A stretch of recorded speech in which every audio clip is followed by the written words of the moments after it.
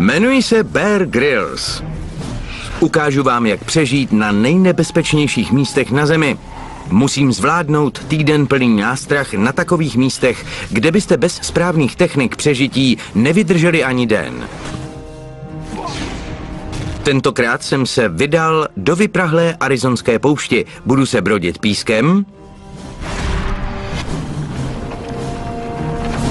využívám energii větru, vyhýbat se jejím smrtícím obyvatelům. Tohle je chřestýš, necháme ho na pokoji, pojďme dál. Postavím se každé její výzvě.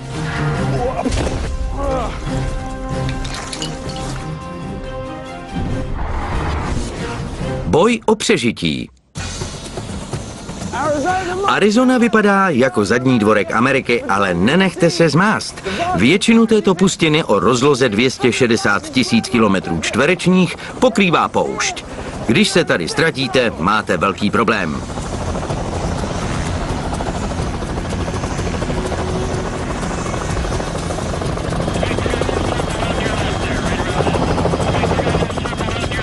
Americké ozbrojené síly zde skladují tisíce nepoužívaných letadel z celé země. Vzduch na poušti je tak suchý, že významně zpomaluje korozi. Co však svědčí kovu, je nebezpečné pro lidské tělo a já mířím přímo do srdce této pece. Neuvěřitelně suché pouštní prostředí znamená, že přes den je velké horko a v noci skutečně velká zima. Nejvyšší naměřená teplota v Arizoně dosáhla 53,3 stupně a nejnižší minus 40 stupňů Celsia. Když sejdete z cesty, už vás nikdy nemusí najít. Každý rok se tu ztrácejí lidé a stovky jich zemřou. Nepodceňujte tohle místo. Spalující poušť produkuje silné stoupavé proudy, ale já je můžu využít úplně novým způsobem, totiž k cestování po ní. Tentokrát nebudu skákat volným pádem, ale použiju křídlatou kombinézu, která mě udrží ve vzduchu a cítím se v ní jako pták, který doletí ke svému cíli, místu přistání. Tuto jednomístnou křídlatou kombinézu jsem zatím použil pouze jednou, takže ten skok nesmím pokazit. Můžeme? Ještě ne. Když se odrazím špatným směrem, může se stát, že narazím do listů rotoru. Místo seskoku přímo dolů, jako při skydivingu, ze mě oblek udělá vysokorychlostní kluzák schopný letět přes 160 km za hodinu, což mi umožní cestovat na odlehlá území bez vrtulníku.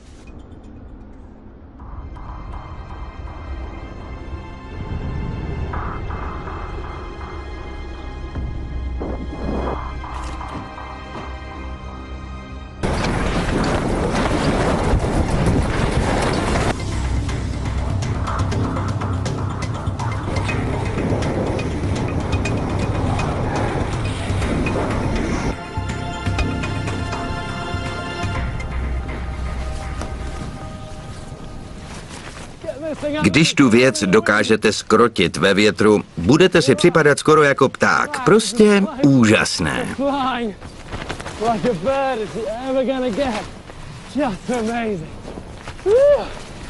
Páni. Pane jo, to horko je jako rána palicí, jako přistání v troubě. Ve velmi horké troubě. Obyčejně, když se ztratíte v poušti a někdo o vás ví, je nejlepší zůstat, kde jste a snažit se na sebe upozornit, jak to jen nejde, aby vás mohli snadno zpozorovat ze vzduchu. Ze země to tak nemusí vypadat, ale nejdůležitější je být vidět se zhora a co se v přírodě nevyskytuje, jsou dokonale rovné čáry. Velký trojúhelník je mezinárodně uznávané znamení nouze. Navíc pokud u sebe máte něco barevného, jako třeba padák, rozprostřete ho po zemi a zvýšíte tím pravděpodobnost, že vás zpozorují ze vzduchu. Vezměte si z padáku vše, co by se vám mohlo hodit.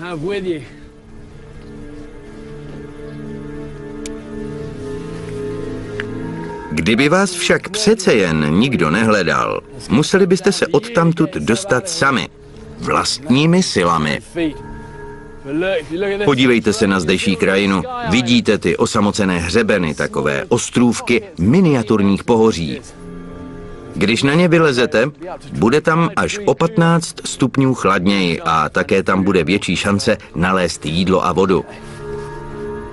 Nechám tady ten šíp jako značku, aby věděli, jakým jsem šel směrem, kdyby našli padák.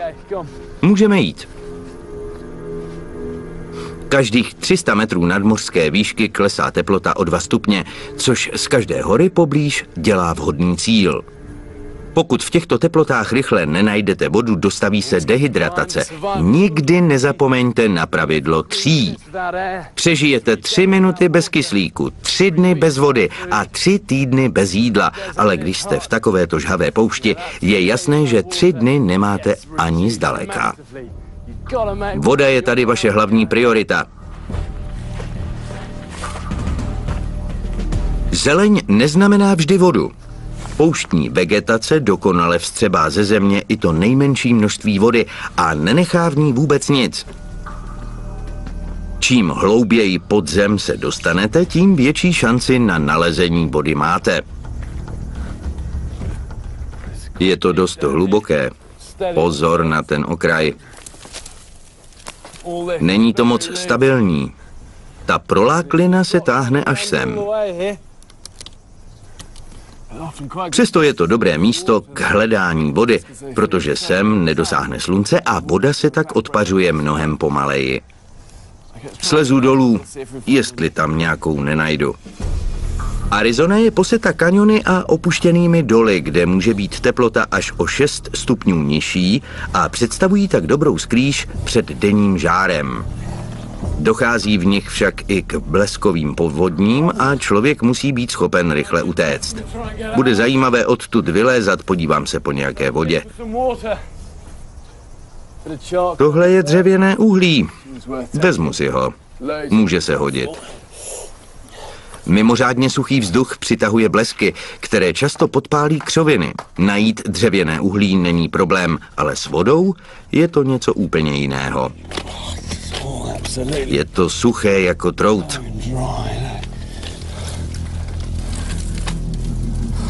Najít vodu na poušti je obtížné. Nic tu není. Půjdeme.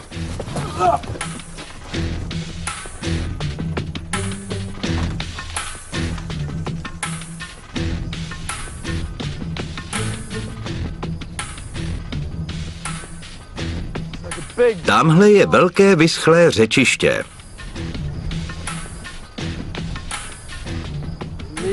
Mohou to být skutečné oázy života. Spíš se v nich dá najít voda a jídlo. Můžete vidět, kudy do ní tekla řeka. Slezeme tam dolů, pojďme.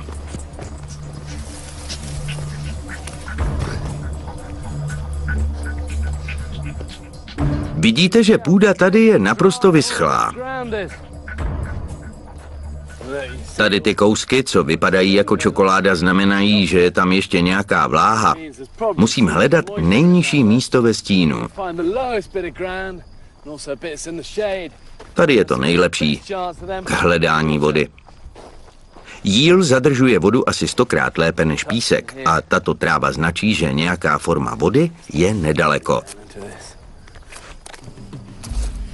Slunce vysuší všechen písek na povrchu, ale jakmile se dostanete hlouběji, najednou je tu půda chladnější a vlhčí.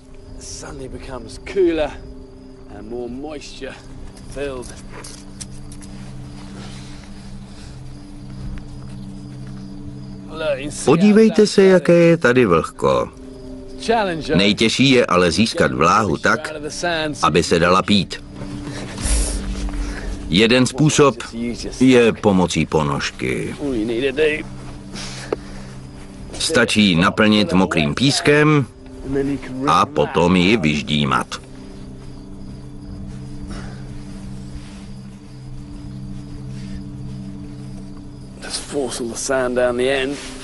Stlačím písek až na konec. Zakroutím ji a potom z ní vodu vysajou. Vidíte? Už to kape.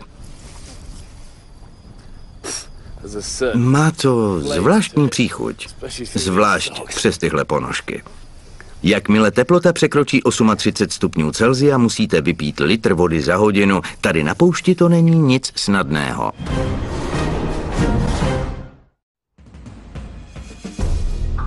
Jsem ve žhavé arizonské poušti.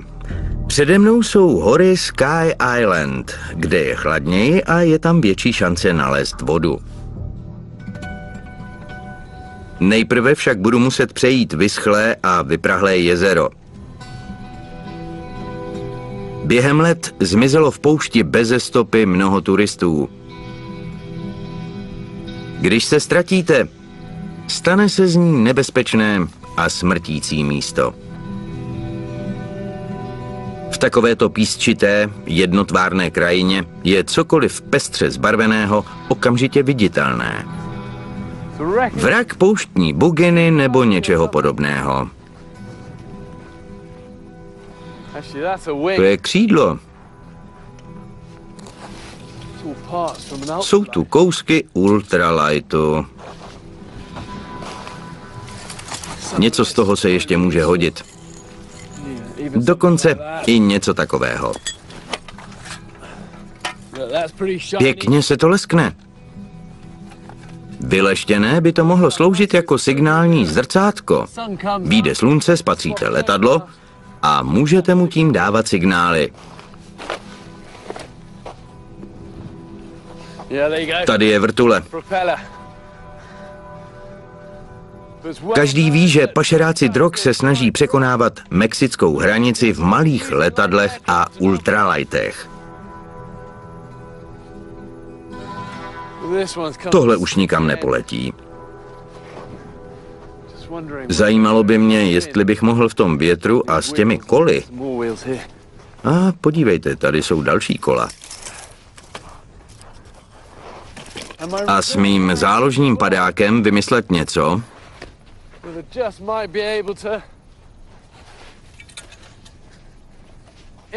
abych se mohl pohybovat rychleji, než kdybych šel pěšky.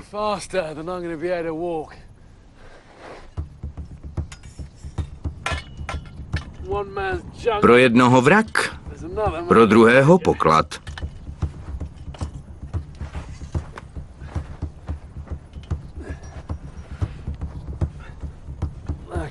Vytáhnu padák a uvidíme, jestli to poletí. Popravdě vůbec netuším, jestli to bude fungovat. V poušti si vždycky musíte udržovat rovnováhu mezi vynaloženou energií a možným užitkem, ale někdy musíte zariskovat. Rozhodně silný vítr. Budu potřebovat tu buginu. Potřebuju tu buginu. Věci pokaždé nedopadnou tak, jak doufáte, ale vynalézavost a schopnost se přizpůsobit jsou často klíčem k přežití. Má to velkou sílu. No ne? Jak se slunce odráží od vyschlého jezera, teplota může vystoupat na 37 stupňů Celsia, takže je záhodno rychle zmizet. Odjíždíme. Hurá! Je to takový bastl, ale funguje to. A přežití je pouze o efektivitě. Kdybych chtěl přejít jezero pěšky, stálo by mě to mnohem více sil. Lepší je využít sílu větru. Záleží jenom na vašem cíli. Musíte improvizovat. A i když vám všechno nevyjde, nesmíte to vzdát. Jak jedu v bugině, po dně vyschlého jezera, vítr foukající zepředu mě ochlazuje. V poušti jde však málo co podle plánu.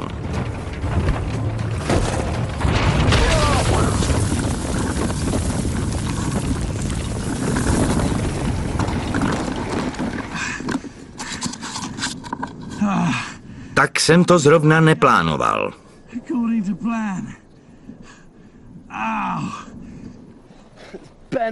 Ohnula se náprava. Ale přejel jsem to skoro celé. Je to, jako bych se zadarmo svezl s větrem, ale zbytek už musím dojít po svých. Víte co? Rozhodně to stálo za to. Sundám padák, zbalím ho a vyrazíme. Lidské tělo vydrží bez jídla 3 týdny, ale v poušti nevydržíte bez vody ani 3 dny. Její nalezení je prvořadou prioritou. V tomto kamenitém terénu je větší pravděpodobnost, že ji najdete. Prameny a řeky se často derou na povrch skrz praskliny v podloží.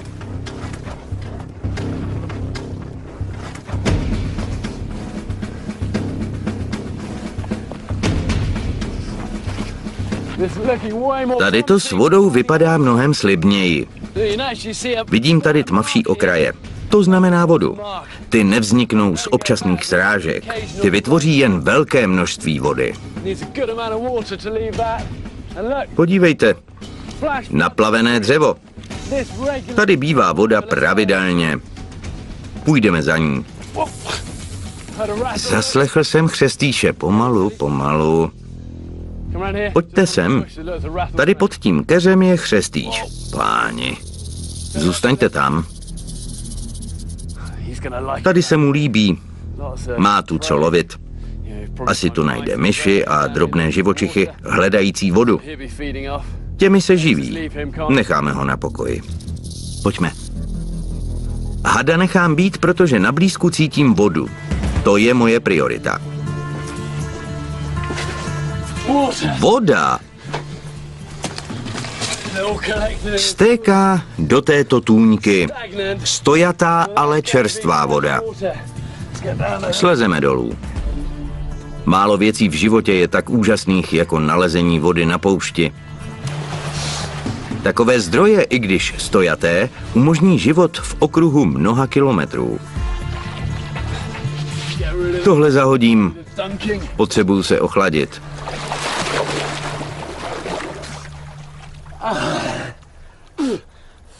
Smradlavá a špinavá, ale neodolatelně přitažlivá. Z pití znečištěné vody můžete onemocnět úplavicí, která vás dehydratuje ještě více, ale existují způsoby, jak ji přefiltrovat. Tak jo, zkusíme z té vody udělat pitnou. Mohl bych zkusit z této trubičky z ultralightu udělat improvizovanou filtrační hůlku. Piloti je mají ve výbavě pro případ sestřelení, aby mohli pít vodu za nepřátelskými liniemi a přesně to potřebuju.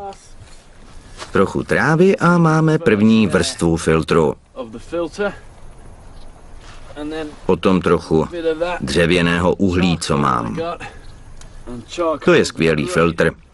Odstraní hodně nebezpečných bakterií a už se to dá pít. Snad ještě použiju svůj rukáv jako další vrstvu. Abych se zbavil zbylých kousků trávy a uhlí, prvních pár doušků vyplivnu. Teď už se to dá pít, je to dobré.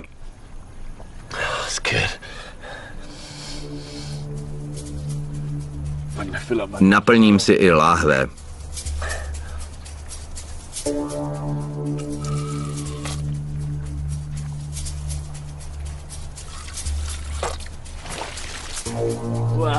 Napitý, osvěžený a opět v dobré náladě. Tak zase vyrazíme.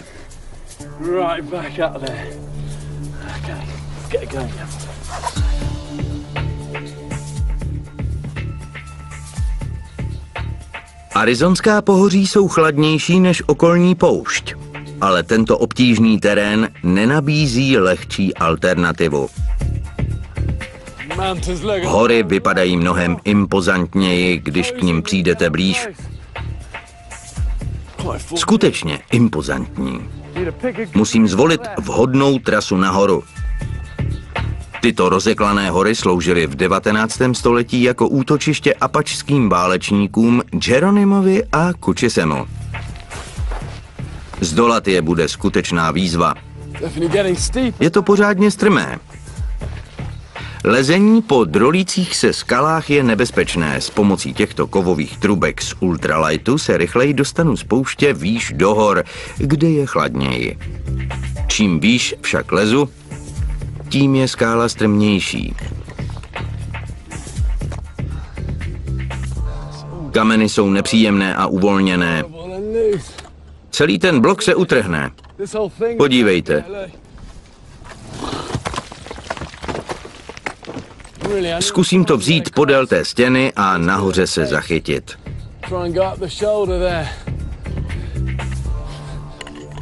Protože se nemám čeho pořádně držet, pokusím se tu skalní stěnu zdolat riskantní lezeckou technikou zvanou kyvadlo. Použiju šňůry ze záložního padáku jako lano, na kterém se zhoupnu, ale s hloubkou pode mnou je riskantní se na ně spoléhat. Tohle bude držet. Teď je vážu dohromady. To znamená, že až to budu potřebovat, za jednu zatáhnu a celé se to uvolní.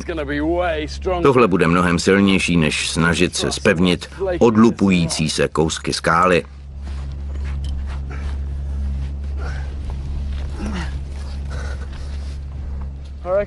Tohle mě dostane kolem. Chce to trochu odvahy. To zvládneš, to zvládneš. Když to takhle udělám několikrát, dostanu se kolem té kolmé stěny, ale existuje nebezpečí, že na ostrých skalách se šňůra z padáku rozedře a praskne.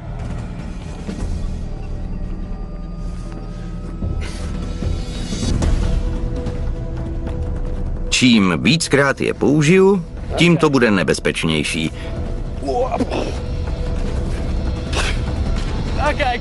A jsem tady.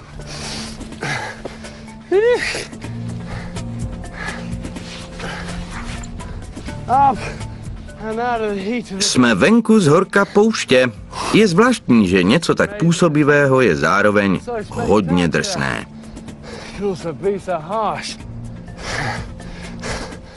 Fouká tady vítr.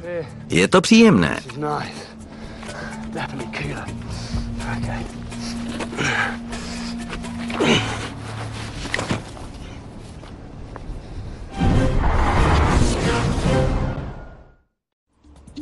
Každých 300 metrů nadmořské výšky klesá teplota o 2 stupně. Během několika hodin můžete projít 6 odlišnými prostředími od spalující pouště po podhorský les. Tato nadmořská výška přináší celou řadu nových výzev, ale i příležitostí. Najít jídlo, vodu a přístřeší.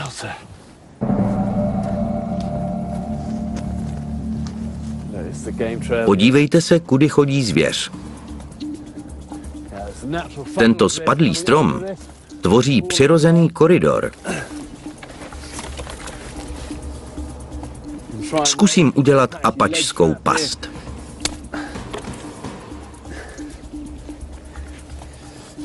Je to velmi jednoduchá forma pasti. Stačí 4 naostřené klacky a chytí se v ní malý jelen nebo pekary, kteří tudy mohou procházet.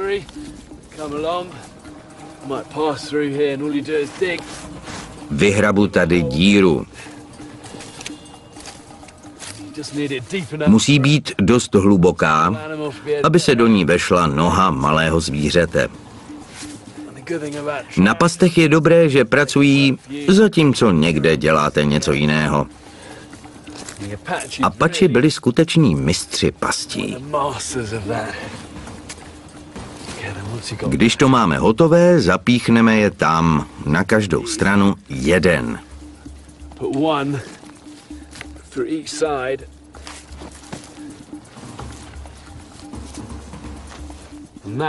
Vytvoří se trichtýř. Když tam vleze, nemůže zpátky a chytí se do oka. Na to použijeme drát z ultralightu. Bude to snadné, protože to má na konci očko.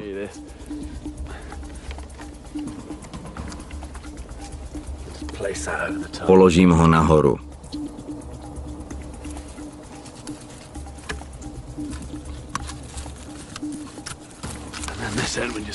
Tento konec přivážeme k něčemu pevnému. Třeba ke stromu. Na drátu je dobré to, že ho chycené zvíře nemůže přehryzat.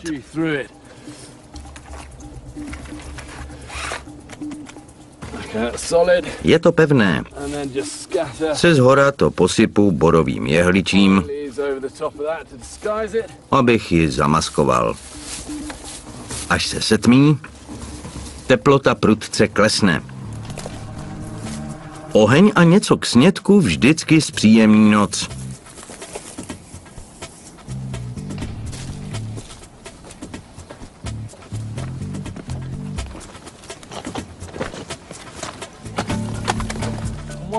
Jeden ze způsobů, jak udělat oheň, když nemáte podpalovač nebo zápalky, je improvizovaný zápalný systém. Stačí 2 trubičky z ultralightu. Dobře do sebe pasují a měly by dobře těsnit. Pracuje to na principu stlačeného vzduchu, vytvářejícího teplo stejně, jako když dáte prst na pumpičku. Vždy je horká. Vezmu trochu dřevěného uhlí. Vložím ho na konec a právě tam bude uhlík. Když je druhý konec trubky utěsněn, píst je připraven. Musíte do toho pořádně praštit, ať se vzduch stlačí a zahřeje. Vytáhnete ho a máte uhlík. Zkusím to ještě jednou. Vezmu kousek troudu a fouknu na to. Vidíte, jak to žhne? Techniku ohnivého pístu vynalezli v džungli jihovýchodní Asie, kde používají kousky bambusu nebo dutých kostí. Zlehka budu foukat, dokud nevzplane.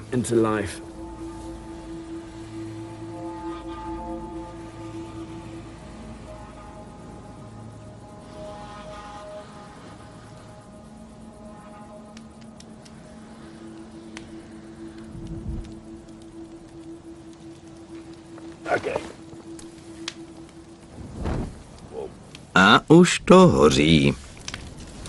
Wow, what's that goes? It goes. Je skoro nemožné se nesmát, když rozděláte oheň. Obzvlášť v horách, kde je chladno a oheň je důležitý.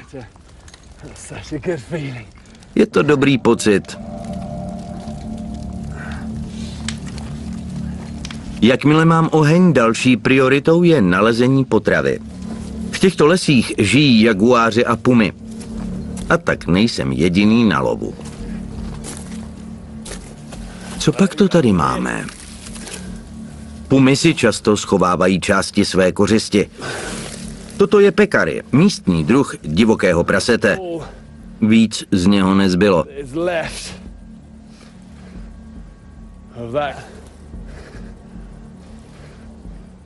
Dá se na něm najít ještě nějaké maso. Vezmu si to k ohni. Kromě velkých koček je tato oblast domovem i dalších predátorů. Tady je medvědí trus. V těchto lesích žije medvěd černý neboli baribal. Vidíte ty žaludy, kterými se živí? Baribal není výlučně bíložravec, ale spíš prospěchář. Když najde maso, sežere ho. Pokud to budu chtít upéct a sníst, prozradím tak, kde je tábořiště. Není to tedy dobré místo na přespání. Víte co? Sednu si k ohni, něco s ním a potom se rozhodnu, co dál. Dám to přímo na oheň. Srst se spálí a kůži a maso upeču. Je na něm ještě hodně masa. Aspoň mám dneska večeři. Upečení masa pomůže tělu při trávení a vstřebávání živin. Také poskytuje teplo a zlepší náladu. Na povrchu je už spálené, ale uvnitř to bude upečené akorát.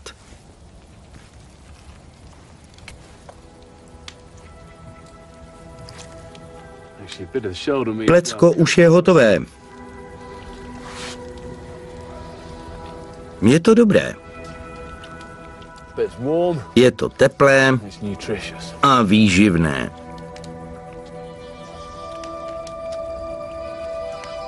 Záložní padák vycpaný trávou a jehličím mě ochrání před tou nejhorší noční zimou. Je to jako dělat obří párek. Když ležíte na zemi, důležitější je izolace od spodu než ze zhora, protože země z vás vysaje teplo rychleji než vzduch. Tam, kam jdu, s tím však nebude problém. Když spíte, jste nejzranitelnější vůči medvědům a pumám, kteří se zde toulají. Tady by to šlo. Když jste úplně z jejich dosahu, můžete spát relativně bezpečně. Dá se z toho vypadnout, ale bude to pohodlné. Musím to ještě za něco zavěsit. Použiju zbytky padáku k vytvoření takzvaného zavěšeného bivaku. Horolezci je často používají v polovině horského výstupu. Sešplhám do něj.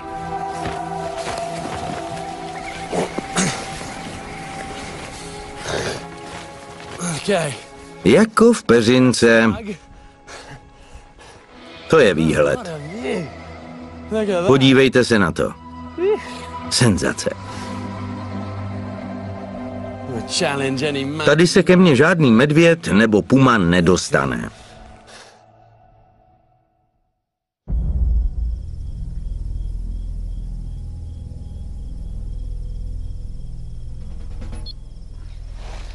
Když na chvíli zapomenete, že visíte na skalní stěně 15 metrů nad zemí, je to tady docela pohodlné. To jehličí je skvělé. Dá se do toho dobře zachumlat. Když ale visíte v bivaku, začnete myslet na různé věci. Asi před 5 minutami na mě spadlo několik kamínků a říkal jsem si, jestli se mi neuvolňuje jištění. Také vás třeba napadají věci, jako že tu žijí myši a veverky, které vám rozkousají padákové šňůry, které vás drží. Nebo pokaždé, když se otočím, tak se zapletou a potom si uvědomíte, že je to jen ve vaší hlavě. Nesmíte na to myslet. Potřebujete se vyspat a odpočinout si a na tohle zapomenout. Když se potřebujete vyčůrat, nemůžete si nikam odskočit, protože visíte na padáku na skalní stěně. Jakmile tohle zvládnete, jste v pohodě. Vypnu to.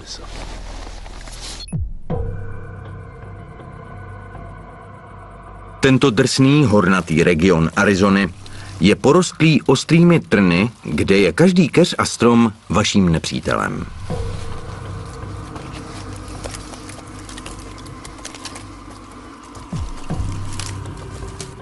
Velmi tvrdé, suché větve se vám zabodávají do holení.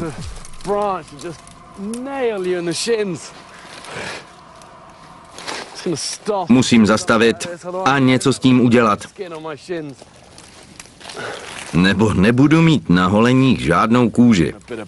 I takový malý kousek kůry můžete použít jako improvizovaný chránič holení. Nalámu to. Byl jsem v divočině už s mnoha lidmi a když je začalo něco trápit, zatnuli zuby a šli dál, ale ve skutečnosti by udělali lépe, kdyby se zastavili a něco s tím udělali. Na zakrytí mých holení stačí i něco takového, abych si je úplně neoddělal. To pomůže. Můžeme vyrazit. Mnohem lepší. Teď to půjde rychleji. Místní terén je tak obtížně schůdný, že zde dokázali velcí apačtí válečníci Geronimo a Cochise po mnoho let úspěšně odolávat americké kavalérii. Páni, to je nádherný pohled. Z vrcholků hor až dolů k pouštním planinám. Tady je dobré místo k signalizaci. Máte odsud výhled do všech směrů, který dole mezi keři nemáte. Když si tady nahoře lehnete, máte největší šanci, že vás spatří letadlo nebo i lidé. Kdybyste chtěli nějak signalizovat, můžete dokonce i tímto kouskem kovu z ultralightu. Stačí ho něčím vyleštit, aby odrážel slunce, udělat prsty Včko, namířit odraz na hřbet ruky, zaměřit cíl do středu Včka a potom jím posvítit. Záblesk z dobrého signalizačního zrcátka se dá spatřit na 80 kilometrů. Poslouží cokoliv reflexního. Jednou někoho dokonce zachránili, když signalizoval hologramem na své kreditní kartě. Když váš signál nikdo nespozoruje, musíte jít dál. Přede mnou je další skalnatá překážka. Musím tudy nahoru.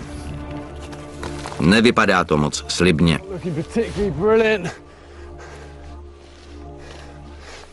Tudy ne. Tohle bude naše nejlepší šance. Pojďte se na to podívat. Bude to trochu bláznivé. Radši bych to přelezl horem. Tady tou dírou by to mohlo být mnohem snadnější. Stačí dostat lano odsud rovnou k těm skalním jehlám. Prolézt skrz a jsme přímo na druhé straně.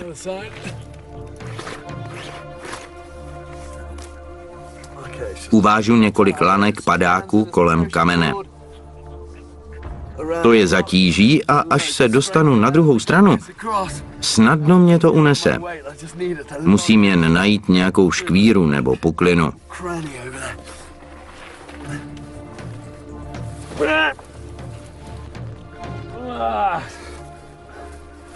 Zdá se, že tato technika nefunguje. V téhle chvíli musíte zaimprovizovat. Nemůžu se pořádně napřáhnout. Nejde to rozhoupat. Říkám si, jestli nemůžu použít vrbu, kolem které jsme prošli, abych to vystřelil na druhou stranu. Dobře, zůstaňte tady.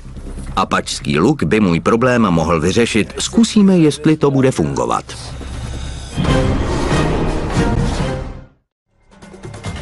Došel jsem ke kolmé skalní stěně, která se nedá přelézt. Tudy ne. Tou malou dírou bych mohl prolézt. Pokud se mi podaří zaseknout šňůru z padáku za tamty skály, můžu to přelézt.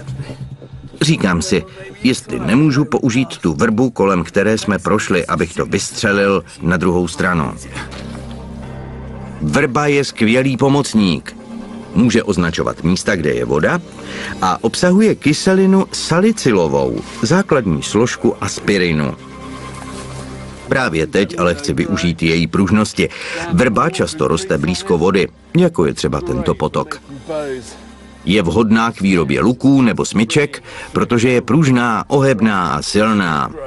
Ale také se nekroutí a lehce najdete i takovéhle dlouhé kousky. Musím je jenom svázat dohromady. Svázání několika větví zvětší jejich sílu, ale zachovají si pružnost. Udělám stahovací vázání. Na konci nechám osmičku, dvakrát omotám, udělám vůdcovský uzel a můžu je pevně stáhnout k sobě.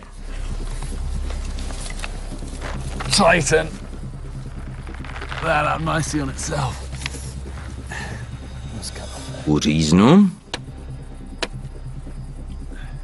Takovýto luk vyrobím ohýbáním a proplétáním provázku mezi dvěma pruty, které potom svážu. Vypadá to primitivně, ale tento luk Apači používali s devastujícím účinkem v boji i při lovu. A je to. Pojďme.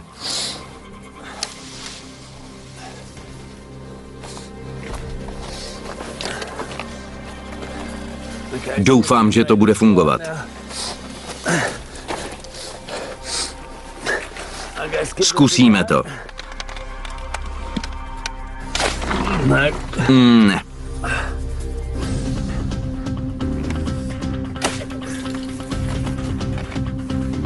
Nedoletěl tam. Přesná střelba z takového luku vyžaduje velkou praxi. Skutečně velkou praxi. Pal. V takovýchto okamžicích musíte být trpěliví. 1, 2, 3, pal. Je to tam. Ani vám neřeknu, na kolikátý to bylo pokus. Drží to dobře. Teď to lano musím napnout. Zapřu to tady. Když použiju trubku z ultralightu jako primitivní kotvu, tak by mě lano mělo udržet. Okamžik pravdy.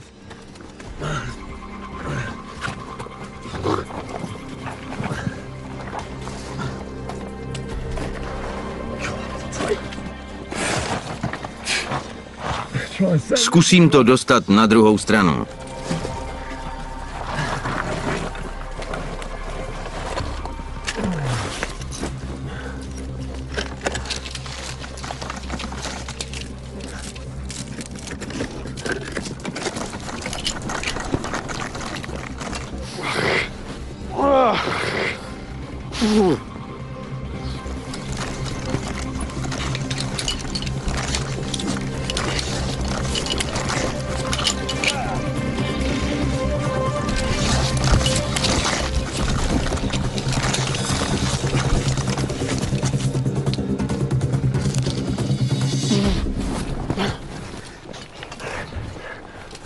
Jsem tam. Jako po másle. Slezu dolů. Musíme z těch kopců dolů. Na druhé straně skalní stěny se otevírá další krajina. S vyhlídkami na rychle se blížící soumrak a další mrazivou noc chci mít tyto hory co nejdřív za sebou. Vylezeme nahoru. Musíme opatrně.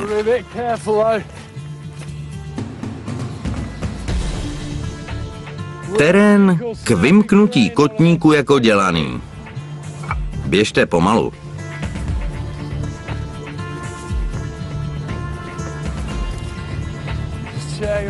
Podívejte se na to. Poslední zbytky světla nás vedou dolů do civilizace. Tomu říkám krásný pohled. Těžko popsatelný pocit pro člověka, co přežil. Slezeme dolů, než se setmí. Pokud ale váš život není v nebezpečí, chovejte se ke všem rostlinám a živočichům, na které narazíte, ohleduplně. Nezapomeňte, že největším nebezpečím pro většinu světa je samotný člověk. Kombinézu, která mě udrží ve vzduchu a cítím se v ní jako pták, který doletí ke svému cíli, místu přistání. Tuto jednomístnou křídlatou kombinézu jsem zatím použil pouze jednou, takže ten skok nesmím pokazit. Můžeme? Ještě ne. Když se odrazím špatným směrem, může se stát, že narazím do listů rotoru. Místo seskoku přímo dolů, jako při skydivingu, země oblek udělá vysokorychlostní kluzák schopný letět přes 160 km za hodinu, což mi umožní cestovat na odlehlá území bez vrtulníku.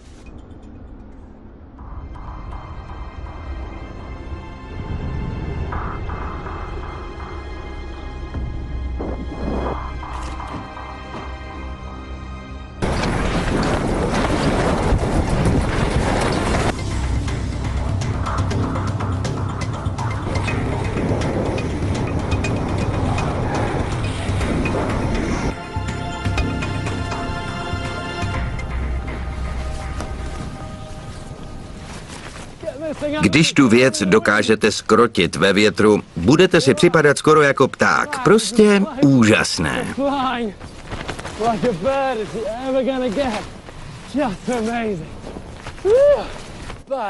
Ale přejel jsem to skoro celé.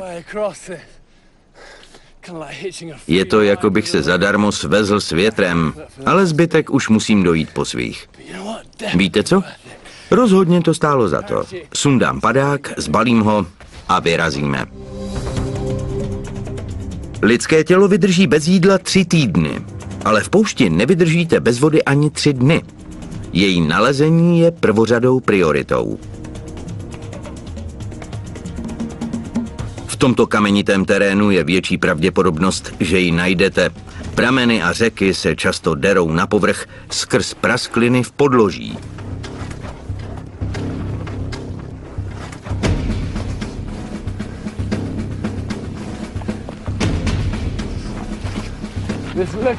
Tady to s vodou vypadá mnohem slibněji. Vidím tady tmavší okraje. To znamená vodu. Ty nevzniknou z občasných srážek. Ty vytvoří jen velké množství vody. Podívejte. Naplavené dřevo. Tady bývá voda pravidelně. Půjdeme za ní. Zaslechl jsem chřestýše. Pomalu, pomalu. Pojďte sem. Tady pod tím keřem je chřestýš. Páni.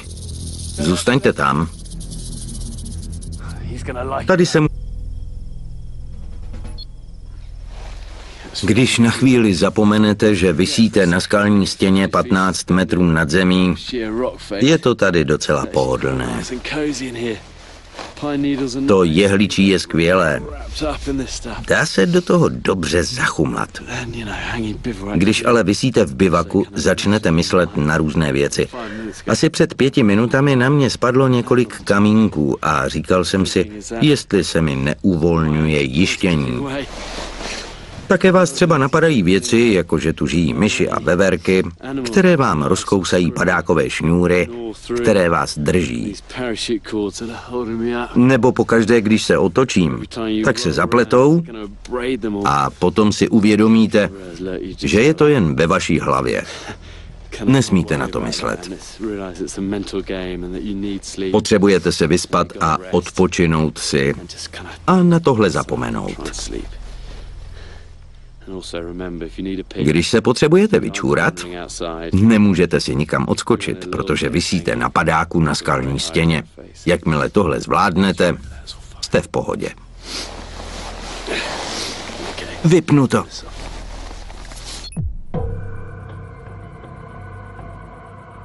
Tento drsný hornatý region Arizony je porostlý ostrými trny, kde je být vidět se zhora a co se v přírodě nevyskytuje, jsou dokonale rovné čáry. Velký trojúhelník je mezinárodně uznávané znamení nouze. Navíc pokud u sebe máte něco barevného, jako třeba padák, rozprostřete ho po zemi a zvýšíte tím pravděpodobnost, že vás spozorují ze vzduchu.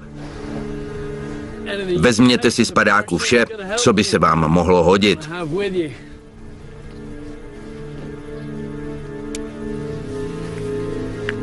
Kdyby vás však přece jen nikdo nehledal, museli byste se odtamtud dostat sami, vlastními silami.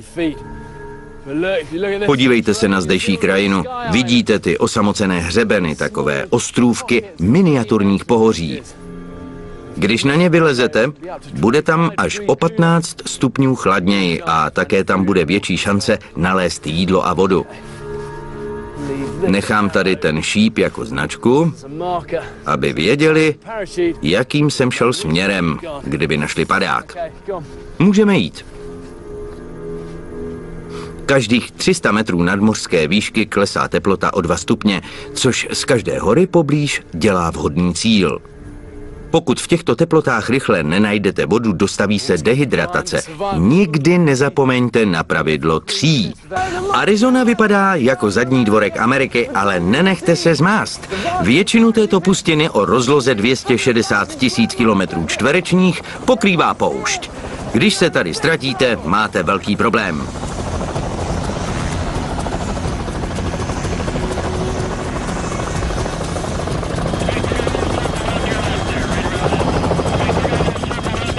Americké ozbrojené síly zde skladují tisíce nepoužívaných letadel z celé země. Vzduch na poušti je tak suchý, že významně zpomaluje korozi. Co však svědčí kovu, je nebezpečné pro lidské tělo a já mířím přímo do srdce této pece. Neuvěřitelně suché pouštní prostředí znamená, že přes den je velké horko a v noci skutečně velká zima. Nejvyšší naměřená teplota v Arizoně dosáhla 53,3 stupně a nejnižší minus 40 stupňů Celsia. Když sejdete z cesty, už vás nikdy nemusí najít. Každý rok se tu ztrácejí lidé a stovky jich zemřou. Nepodceňujte tohle místo. Spalující poušť produkuje silné stoupavé proudy, ale já je můžu využít úplně novým způsobem, totiž k cestování po ní. Tentokrát nebudu skákat volným pádem, ale použiju křídlatou kombinézu, která mě udrží ve vzduchu a kteří se zde toulají. Tady by to šlo. Když jste úplně z jejich dosahu, můžete spát relativně bezpečně. Dá se z toho vypadnout, ale bude to pohodlné. Musím to ještě za něco zavěsit. Použiju zbytky padáku k vytvoření takzvaného zavěšeného bivaku. Horolezci je často používají v polovině horského výstupu. Sešplhám do něj.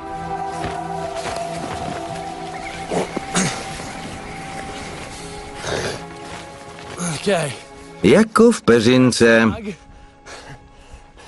To je výhled. Podívejte se na to. Senzace. Tady se ke mně žádný medvěd nebo puma nedostane.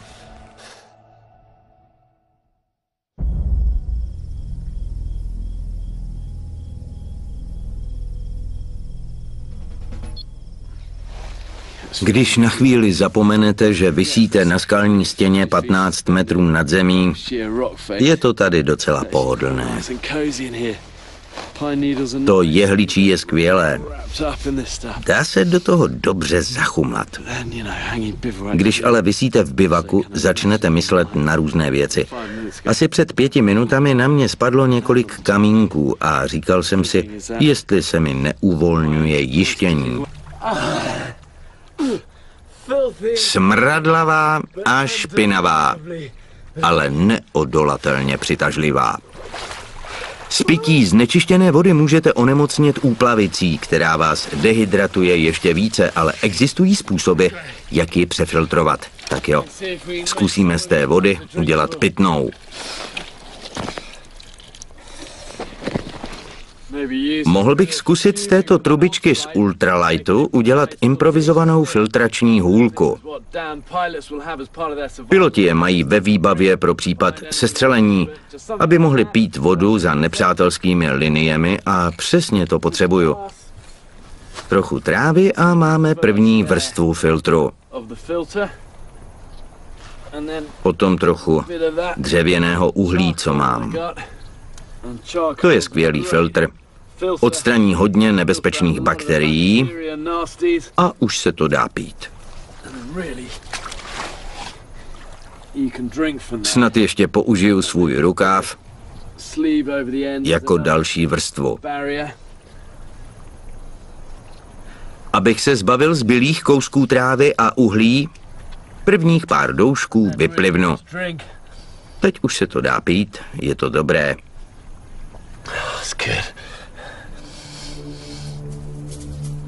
Zkusíme, jestli to bude fungovat.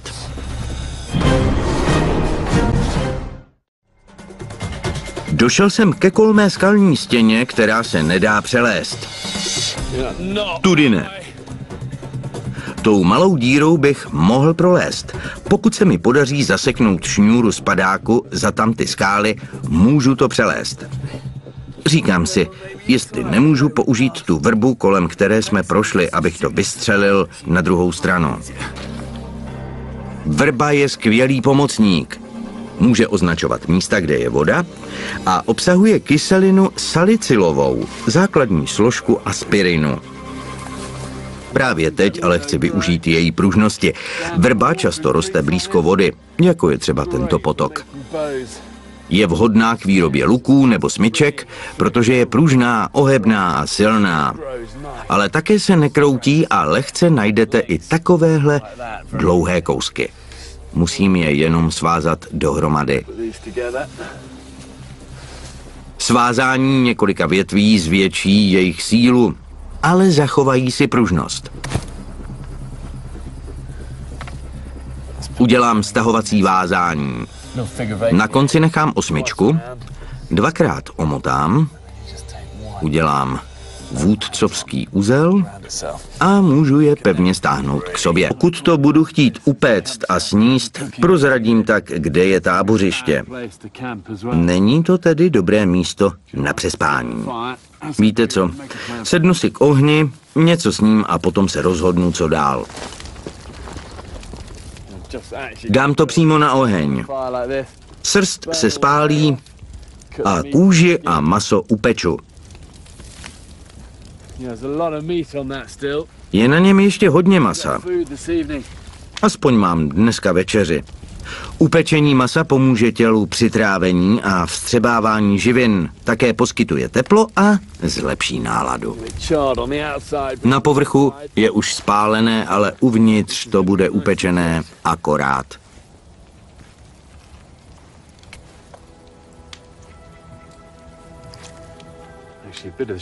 Plecko už je hotové. Je to dobré. Je to teplé a výživné.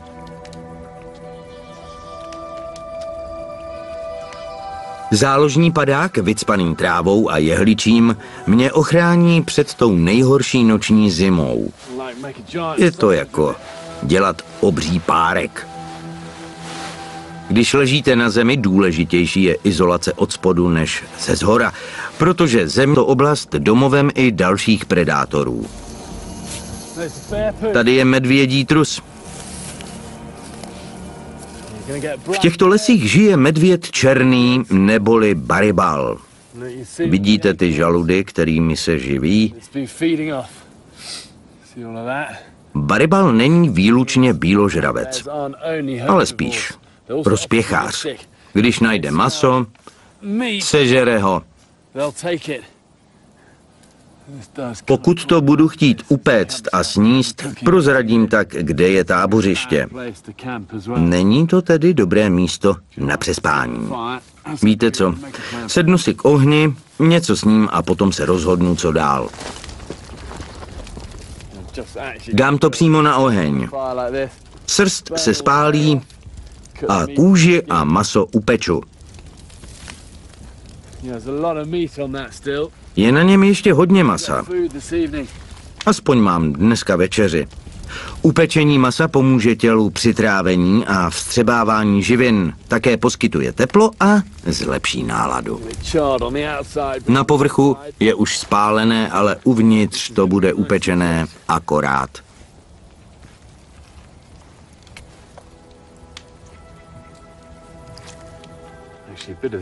Plecko už je hotové. A jídlo. Můžete vidět, kudy do ní tekla řeka. Slezeme tam dolů, pojďme.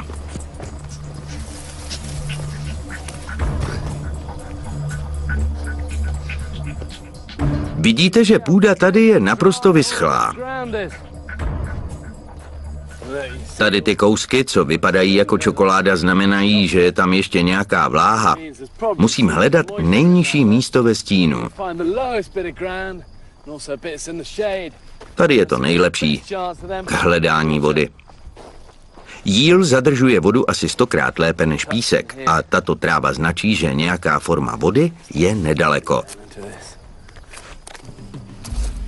Slunce vysuší všechen písek na povrchu, ale jakmile se dostanete hlouběji, najednou je tu půda chladnější a vlhčí.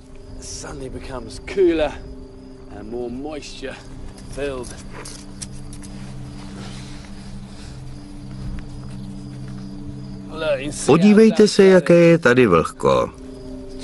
Nejtěžší je ale získat vláhu tak, aby se dala pít. Jeden způsob je pomocí ponožky. Stačí naplnit mokrým pískem a potom ji vyždímat.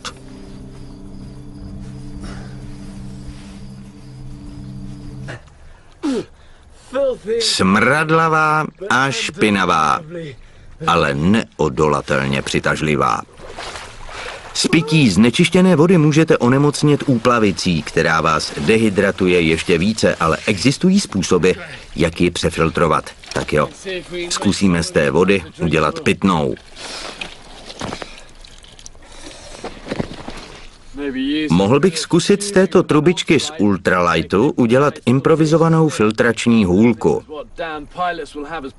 Piloti je mají ve výbavě pro případ sestřelení, aby mohli pít vodu za nepřátelskými liniemi a přesně to potřebuju. Trochu trávy a máme první vrstvu filtru. Potom trochu dřevěného uhlí, co mám. To je skvělý filtr. Odstraní hodně nebezpečných bakterií a už se to dá pít. Snad ještě použiju svůj rukáv jako další vrstvu. Abych se zbavil zbylých kousků trávy a uhlí, prvních pár doušků vyplivnu. Teď už se to dá pít, je to dobré.